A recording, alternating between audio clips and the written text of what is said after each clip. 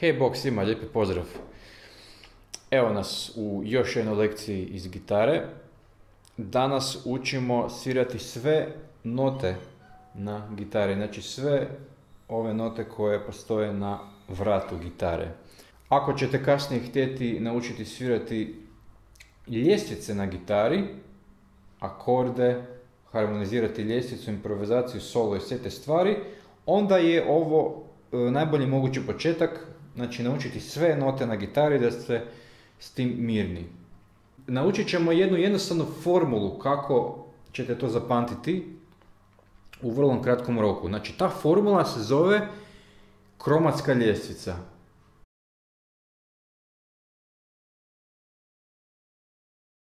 Evo ga, krećemo od prve žice. Dolje će nam se pojaviti na dnu videa isto crteži i dodatno objašnjenje kako se zovu note i gdje se one zapisuju u crtvelju, u notama, da vam bude malo lakše za naučiti. Ok. Prva žica, prazna, zove se žica E. Sada, ja ću sam se pokazivati sa kažiprstom. Znači, svaku notu ću pritisnuti kažiprstom da me lakše možete pratiti. Nakon što smo odsvirali notu E, prvu praznu žicu, prvo polje na toj istoj žici, kad pritisnete ovdje, to se zove nota F. Znači, imali smo praznu žicu E i odmah smo išli na prvo polje na istoj žici, se zove nota F. Eto, već znamo dvije note. Sad idemo naravno na drugo polje, na jedno polje višlje. Drugo polje se zove Fis. Znači, nota Fis je zapravo ovaj tu povišeni F. Znači, kako smo imali, prvo polje bilo je F i drugo polje je Fis. Evo vidite, dolje u crtežu ima onu povisilicu, izgleda kao hashtag. Znači, drugo polje se zove Fis, to je kao povišeni F. Treće polje se zove nota G. I na četvrtom polju napravimo isto kao malo prije. Stavimo povisilicu i ta nota se sad zove Gis. Znači, imali smo G pa Gis. Znači, drugim riječima, prve note koje smo naučili su bile E, prazna žica, pa F, povisili smo na drugo polje i nazvali ga notu Fis, onda je treće polje bilo G, pa je sad naravno Gis, četvrto polje bilo. Znači, E, F, Fis, G, Gis. Ajmo odmah dalje. Peto polje je nota A. Šesto polje, kad povisimo A, kad stavimo povisilicu na A, se zove Ais. Sedmo polje se zove H. Vidite, imate jednu točkicu ovdje na polju, vidite. Bar ja imam, evo, na sedmom polju točkicu. H. Sad, osmo polje, ne idemo po onoj logici. Znači, nije sad osmo polje His, nego je C.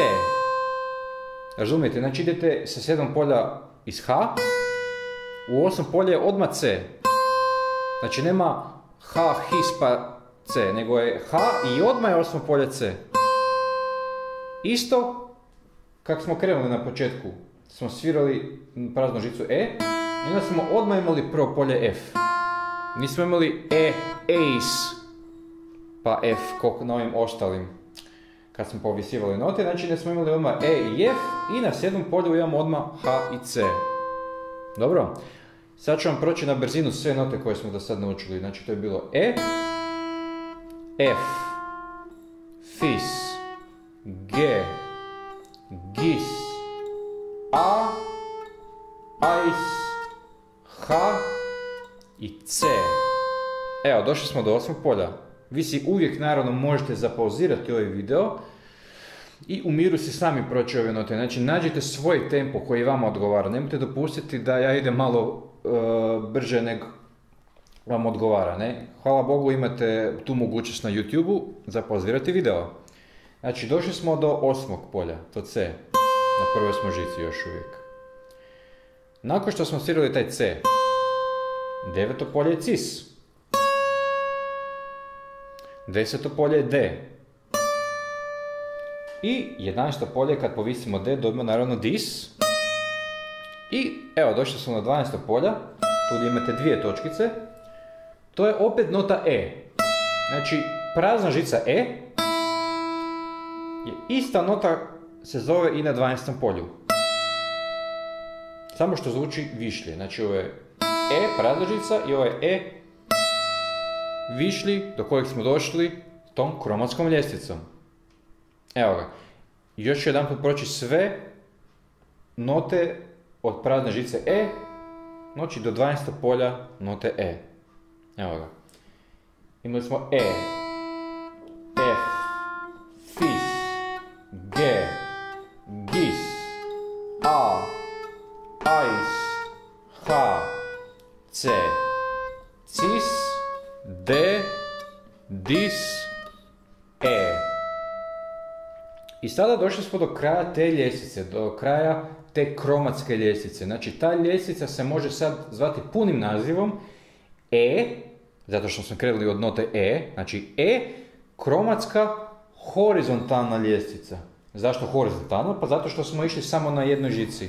Naravno da postoji i vertikalna žica, ali to u ovoj današnjoj lekciji nećemo razgovarati. Danas se koncentriramo samo na ovu horizontalnu na jednoj žici i sve note na toj jednoj žici, na prvoj žici. Evo ga, došli smo do 12. polja, E. I sada, naravno, ako želite, možete vi i naučiti i dalje ove ostale nota. Ako imate volje za to, ako ćete koristiti kasnije te note, znači, ali isti vam je sistem. Isti vam je sistem kao kako smo krenuli na početku. Znači, imali smo E, F, Fis, G, Gis i tako dalje. Znači, to vam opet nakon ovog E, na 12. polju, opet vam ide F, ko tu, ne? Pa onda opet Fis, ko tu. Pa opet G, Gis, pa A, pa Ais, pa H, pa C. Evo, zadnja nota koju ja mogu svirati na gitari, koju mogu pritisnuti, je nota C. Ovdje tu. Ako imate, ne znam, ovako klasičnu gitaru, kao ovu iza, vjerojatno imate 17, 16, 18 polja. Ovdje je malo više na ovoj gitari. Ako imate električnu gitaru, onda možda čak i možete još koju notu svirati. Možda imate 22 ili 24 polja, ne? Evo ga. Ta polja možete kasnije, kad skladate do 12. polja, opet proći. Mi ćemo danas samo do 12. polja raditi da nam malo vrijeme brže prođe i da budemo što efikasniji. Evo, i sad smo mi zapravo naučili sve note na prvoj žici, E kromatsku horizontalnu ljestvicu od prazne žice do 12. polja. Sve sam pokazivao sa kažeprstom da vam bude lakše. E sada, možete opet pritisnuti ovo 12. polje. I sada se probajte sjetiti, kad smo išli prema gore, stavili smo one povisilice, znači povišeni F smo zvali Fis, G smo zvali Gis, pa smo imali A, Ais i tako dalje. Znači koristili smo povisilice. Međutim, ako se možda neko sjeća iz glazbenog škole, u glazbi postoje i snizilice. Znači povisilice i snizilice. Mi ćemo sad koristiti i snizilice. Znači kad smo išli staviti povisilice, išli smo prema desno.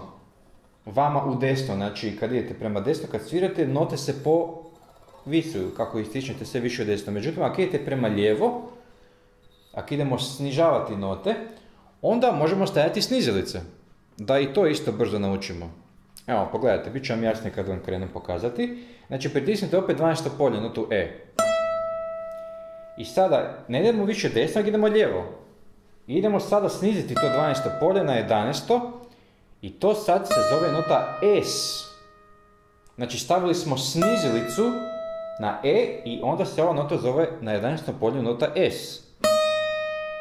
A sad se možda sigurno pitate, pa zar nije to nota Dis, jer zapravo mi kad smo išli u desno, mi smo zapravo kad smo došli do ovog 10. polja, mi smo ovu notu D povisili u Dis i to je bilo isto 11. polje.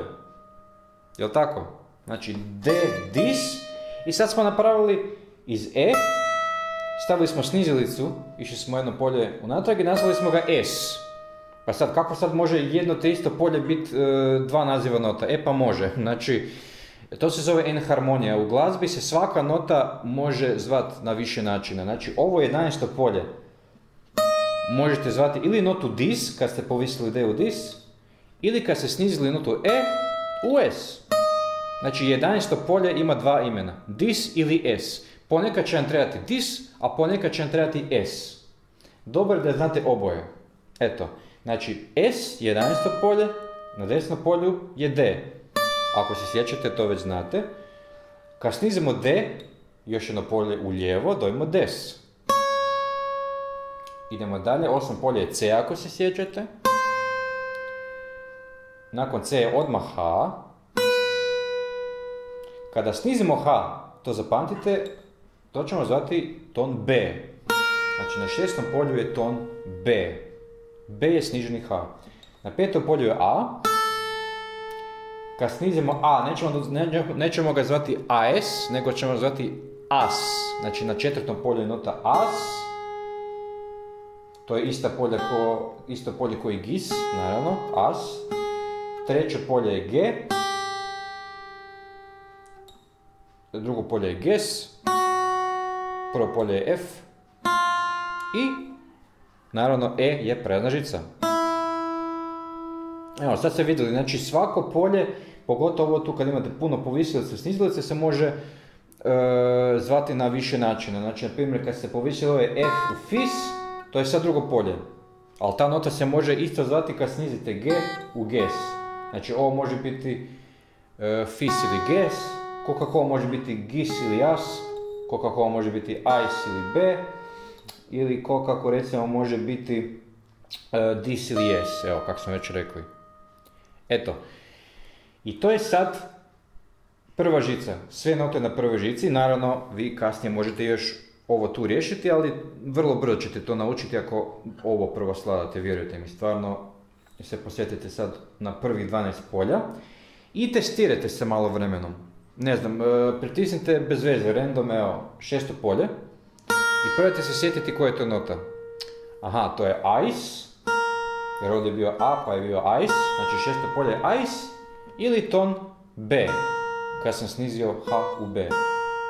Znači 6. polje se zove ili AIS ili B. Naprimjer, 3. polje je G. Skočite ono na 10. polje, koje je bilo 10. polje? Nota D. 8. polje, na primjer, nota C. Drugo polje je nota FIS ili GES, znači opet može imati dva imena. I ne znam, 12. polje, naravno nota E, isto kao i prazna prva žica. Evo, znači to vježbate. Možda vam neće ići tako brzo koliko ste mislili, ali nema veze, znači to je lekcija koju ćete možda morati raditi par tjedni ili nekoliko mjeseci da zapamtite i sve ostale žice na gitari. Ali eto, jedanput kad to riješite, to zapamtite za uvijek i stvarno će vam jako, jako pomoći za sve ostale stvari koje ćete kasnije učiti, za sve ljestvice, za sve akorde i za bilo što želite naučiti na gitari. Jako je zgodno znati sve note. I sad to je samo prva žica. Imamo još 5 za naučiti, ali čak i nije ni to potpuna istina, zato što zapravo 6. žica se isto zove žica E, jel tako? To znate kad štimate gitaru, znači ovo je žica E i ovo je žica E, jel tako? Znači i na ovoj žici vrijede iste note kao na prvoj. Ako se obje žice E, znači ako vi sad znate sve note, ako smo naučili na prvoj žici, onda znate se i na 6. Nema veze što sad E žica zvuči dublje, ali isti su nazivi nota. Znači isto je na 6. žici E, pa F, pa FIS, pa G, pa GIS, pa A, AIS, H, C, CIS, D, DIS, E i sa snizilicama E, S, D, DES, C, H, B, A, AS, G, GES, F, E. Znači 6. je prva žica, iste note. Znači to znači da smo već trećinu svih nota na gitari naučili. Evo, ako imamo 6 žica, logično, onda ako znate 2 žice, to je već trećina žica na gitari. Evo, naučimo još drugu žicu i već ste prošli polovicu. Eto, ajmo odmah na drugu žicu onda. Na drugoj žici, druga prazna žica, ova tu, to se zove žica H. Prazna, ne? Na prvom polju je nota C. Kad povisimo C, opet idemo on logikom. Dobijemo cis. Znači drugo polje je cis. Treće polje je D. Povisimo D na četvrto, dobijemo dis. Pa E. Pa šesto polje je F. Sedmo polje je fis. Osmo polje je G. Deveto polje je gis. 10. polje je A. 11. polje je AIS. 12. polje je H. Znači, istom metodom smo napravili sada sa povisilicama note i na drugoj žici. Još jedan put. H, C, cis, D, dis, E, F, fis, G, gis, A, AIS, H. Ajmo sad od 12. polja ići sa snizilicama prema dolje. Znači H, B, A, AS, G, GES, F, E, S, D, DES, C, H. Eto, i to je to. Znači ista metoda sa tom kromatikom koji na prvoj i šestoj žici. Vidite, već možete lagano pamtiti kako note idu redoslijedno kada idete u desno, kada ide u lijevo. Ovo sad su znači bile sve note na drugoj žici i to naravno možemo zvati onda H, horizontalna kromatska ljestvica. Jer smo počeli od note H, odsvirali smo sve note do 12. polja i završili od note H. Znači to su note na drugoj žici i horizontalna kromatska H ljestvica. Eto, idemo odmah na treću. Na trećoj žici je prazna žica nota G, prvo polje je gis, drugo polje je A, treće je AIS, četvrto H, peto je C, šesto je cis, sedmo je D, osmo je dis, deveto je E, deseto je odmah F, 11. je fis i 12. polje je G, naravno. Evo ga. G, gis, A, AIS, H, C, cis, D, dis, E, F, fis, G. Sa snizelicama je to G, GES, F, E, S, D, DES, C, H, B, A, AS, G. Eto, znači to je sad G, kromatska ljestvica horizontalna i sve note na G žici u isto vrijeme. Naravno, možete se testirati. Možete bez veze pritisnuti, ne znam, šesto polje na trećoj žici, to je sad nota koja? Cis ili des. Jel' tako? Drugo polje je A. 12. polje je naravno G, isto koji prazna. Prvo polje je gis. Ne znam, treće polje je AIS ili B. Znači testirajte se. Svaku žicu koju naučite, testirajte se random sa povisilicama i snizilicama da ste sigurni da ste dobro naučili. Mi ćemo sad ići malo brže dalje. D je prazna četvrta, pa je dis, pa E, F, fis, G, gis, A, AIS, H, C, cis i D. 12. polje. Sa snizilicama D, des, C, H, B, A, AS, G, GES, F, E, S, D. Evo, isti princip. To je sad bila D žica ili D horizontalna kromatska ljestvica. Zapravo, ostala nam je još samo A žica. Samo jedna žica, jer ovu šestnu smo već i riješili. Rekli smo da je isto kao prva. Ajmo tu posljednju A žicu proći. A, AIS, H, C, cis, D, dis, E, F, fis, G, gis, A. Idemo dolje. A, AS, G, GES, F, E, S, D, DES, C, H, B, A. Eto, to je to. Sad smo mi prošli sve note na gitari doslovno. Do 12. polja. Sve. Znači, to je osnova za sve što ćete dalje učiti. Ljestvice i akordi. Na vama je sada da se svaki dan testirate. Znači, svaki dan si možete naučiti note na jednu ili na dvije žice.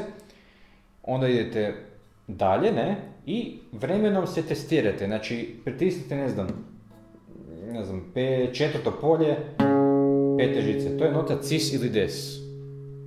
Ok? Onda pritisnite, na primjer, sedmo polje druge žice. To je fis ili ges. 11. polje, pete žice, gis ili jas. Drugo polje, šeste žice, fis ili ges. Znači, C je treće polje, pete žice. Znači, možete se testirati da, na primjer, pronađete gdje sve znate gdje su note C, na primjer. Znači, C smo naučili tu na petoj žici, tu na drugoj, na trećoj je tu, na šestoj je tu, na četvrtoj je tu, na prvoj je tu i tako dalje, dok ne naučite sve note i sve moguće kombinacije. Ponavljam, znači možda nećete to moći napraviti unutar tjedan dana, ali nema veze, znači to si stavite u raspored, par puta tjedno prođete i sigurno ćete u roku 2-3 mjeseca to već instinktivno znati koje su note na gitari. Stvarno jako dobro ulaganje u budućnost što se tiče vašeg sviranja. Mislim da bi bilo to za danas. Svaka čast ako ste uspjeli izdržati do kraja, znači stalo vam je do gitare, stalo vam je da naučite note, stalo vam je kasnije da naučite i ljestvice i dalje sve akorde koje želite naučiti na svim pozicijama na gitari. I eto, ako vam se ovaj video svidio, ako mislite da vam je pomogao, slobodno možete napisati u komentarima nekakve nove prijedloge za nove lekcije. Možda želite dur ljestvice, možda želite pentatonske ili generalno želite malo više ovakvih videa, a ne samo pjesme na gitari. Znači malo više videa gdje ćemo učiti taj teoretski dio. I eto, hvala vam još jedan puta. Možete se slobodno pretplatiti na ovaj kanal ako želite gledati ove lekcije svaki tjedan, znači srijedom su lekcije. Svaki tjedan nova lekcija, dobit ćete obavijest ako se pretplatite na ovaj kanal kada ta lekcija dođe. Imate još dolje u opisu videa i linkove za sve društvene mreže i za tečaj gitare ovdje tu u Zagrebu za grupnu i individualnu nastavu kroz cijelu godinu. Eto, hvala vam puno i vidimo se iduću srijedu.